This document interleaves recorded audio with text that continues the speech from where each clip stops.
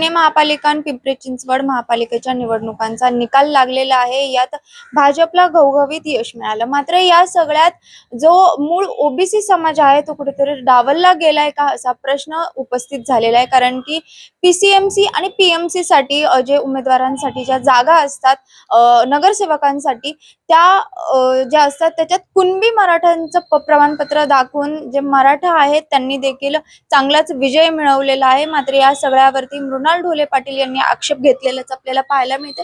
नेमकं काय कारण आहे बरं, काय संपूर्ण प्रकरण आहे?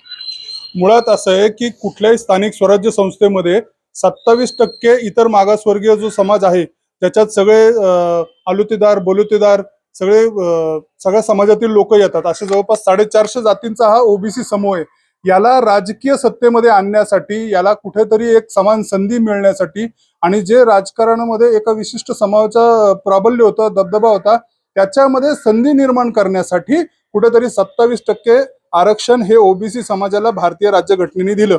पण त्याच्यामध्ये आज झालंय असं की ज्यांच्यापासून संरक्षण पाहिजे होते, म्हणजे मराठा समाजाचं तिथं प्राबल्य आहे, त्यांचं तिथं वर्चस्व आहे, त्यांचा दबदबा आहे आणि तिथं कुठेतरी समान संधी भेटत नाही राजकारणामध्ये, म्हणून 27% आरक्षण ओबीसीनं दिलं। पण झालंय असं की या 27% मध्ये पुण्यामध्ये 60% आणि पिंपरी चिंचवडमध्ये जवळजवळ 75% आरक्षण हे मराठा समाजाच्या लोकांनी कुणबी असल्याचं दाखवून ओबीसीचे दाखले काढून याच्यामध्ये आरक्षण हे घेतलेलं आहे। त्याच्यामुळं आता आमच्या समोर प्रश्न असा आहे की ओबीसी समाजाचा राजकीय सत्तेतला वाटा गेला कुठं, आता आम्ही करायचं काय? कारण ही संधी आम्हाला एकतर आपल्याला माहिती आहे स्थानिक स्वराज्य संस्था ह्या जवळपास 9 वर्षांनी लागलेल्या आहेत आणि आता कदाचित पुढे कधी होतील माहिती नाही।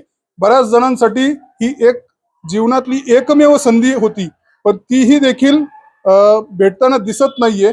मग आता त्यांचं जवळजवळ पूर्ण करिअर म्हणजे 10-20 वर्ष ज्यांनी एखाद्याने काम केलं असेल कार्यकर्त्यांनी, त्याच्या जागी जर खोटा उमेदवार तिथं निवडून आला तर त्या मुलाचं, त्या माणसाचं सगळं करिअर खराब होतं। मग लोकशाहीमध्ये या सगळ्या 450 जाती घटकांचा सत्तेतला वाटा गेला कुठं, त्याचं करायचं काय आणि याला लोकशाही म्हणायचं का? म्हणजे लोकशाहीचा अर्थ काय की छोट्या छोट्या सगळ्या जात समूह घटकांना आपण जे घेतो यांच्या कुठेतरी मताचा रिस्पेक्ट केला जावा, यांना कुठेतरी सामावून घेण्यात यावं असं घटनाकारांना अपेक्षित होतं। पण असंच असेल तर याला आपण लोकशाही कशा पद्धतीने मानता येईल हा प्रश्न आमच्या समोर उभा राहतो। सरकार नेहमीच म्हणत आले की इथे कुठे ओबीसीच्या आरक्षणाला धक्का नाही लागणार आणि इथेच खरं बघायला गेलं तर कुणबी प्रमाणपत्र देऊन ते निवडून देखील आलेत आणि तेव्हा ओबीसीचे जे उमेदवार किंवा नगरसेवकांची संख्या स्पष्टपणे दिसते की कमी झाली। हेच आम्ही सांगतोय की मुळात ते निवडून तर तसे येतच होते। मी हेच सांगितलं की मराठा समाजाचा महाराष्ट्राच्या राजकारणावर एक खूप मोठा पगडा आहे, खूप मोठा दबदबा आहे, खूप मोठा वाटा आहे। किंबहुना आपण जर विधानसभा आणि लोकसभामध्ये बघितलं तर 60-70% फक्त मराठा एका समाज, म्हणजे 650 जातींमधून फक्त एका समाजाचे नगरसेवक हे आमदार खासदार हे 60 ते 70% असतात। आणि असं असण्यासाठी कुठेतरी इतर समाजांनाही लोकशाही प्रक्रियेमध्ये पार्टिसिपेटरी डेमोक्रेसी आहे ना, इन्क्लुसिव्ह आहे, तर सगळ्यांचा समावेश या लोकशाहीमध्ये व्हावा याच्यासाठी म्हणून हे आरक्षण दिलं गेलेलं आहे। पण हे आरक्षण झालंय असं की दिलंय कोणाच्या विरुद्ध की बाबा मराठा समाजाचा वाटा जास्त आहे म्हणून कुठेतरी इतर समाजांना याच्यामध्ये घेण्यात यावं। एससी एसटी समाजाला आधीपासून आहे, 1950 सालीपासूनच आहे। ओबीसी समाजाला 92 साली मंडल कमिशन नंतर आरक्षण लागू झालं, पण ते देखील बघवत नाहीये। ओबीसी समाजाला सत्तेत वाटा द्यायची समाजाची इच्छा नाहीये आणि याच्यामध्ये असं आहे की सगळेच राजकीय पक्ष दोषी आहेत। भारतीय जनता पार्टी जे म्हणत होती ओबीसीचा धक्का लागणार नाही, आम्ही इथं आहोत, आमचा डीएनए ओबीसी आहे, आमचे आई वडील ओबीसी होते, हे सगळं सगळं सगळं बोगस आहे। भारतीय जनता पार्टीचे याच्यामध्ये जवळपास जे 21 नगरसेवक आलेत दोन्हीकडे पुणे पिंपरी चिंचवडमध्ये 26 आलेत, इथं आपण जवळपास 24-25 आहेत। त्याच्यामध्ये एकट्या भारतीय जनता पार्टीचे 17 नगरसेवक खोटे कुणबीच्या दाखल्यावर आलेले आहेत। याचा अर्थ भारतीय जनता पार्टी असेल, राष्ट्रवादी काँग्रेस असेल, हे सगळे मिळून सामाजिक न्यायाच्या संकल्पनेला कुठेतरी हरताळ फासत आहेत। यांना सामाजिक न्याय कशाशी खातात हे माहिती नाही, किंबहुना त्यांना द्यायचं नाहीये।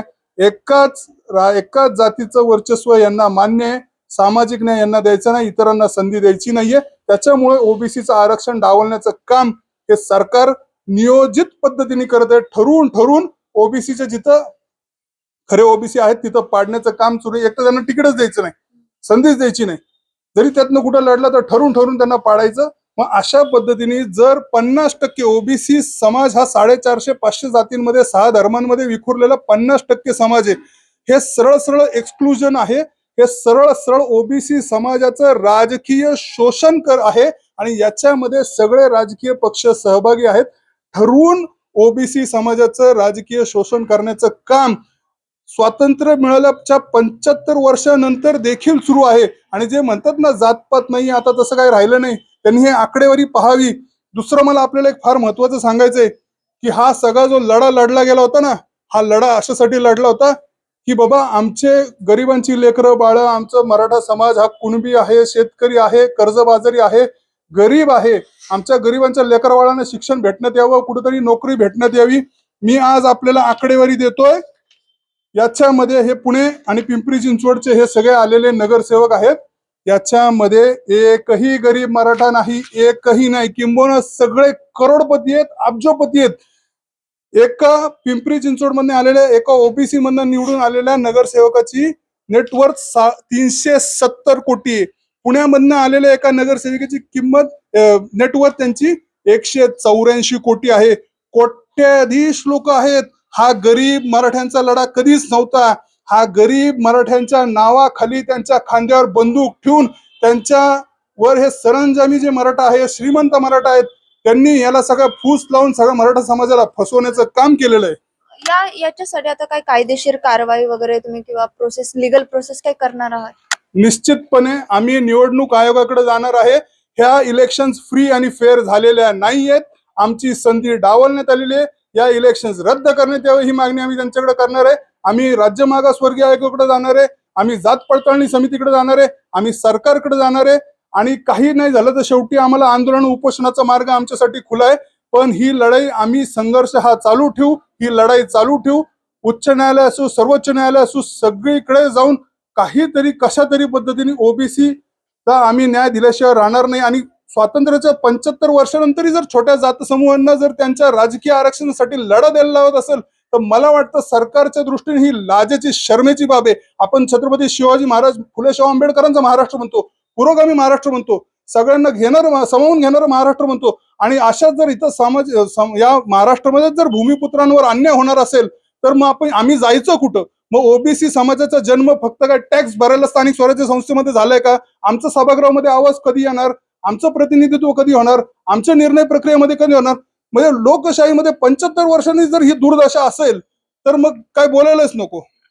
नक्कीच या ज्या निवडणुका आहेत त्या फ्री अँड फेअर इलेक्शन्स झालेल्या नाहीयेत असा आरोप त्यांनी केला आणि या सगळ्या संदर्भात ते निवडणूक आयोग जे आहे त्याच्याकडे पण जाणार आहे. यासोबतच ओबीसी समाजाचा आवाज सभागृहामध्ये कधी घुमणार असा प्रश्न देखील त्यांनी यावेळेस विचारल्याचं आपल्याला पाहायला मिळतंय.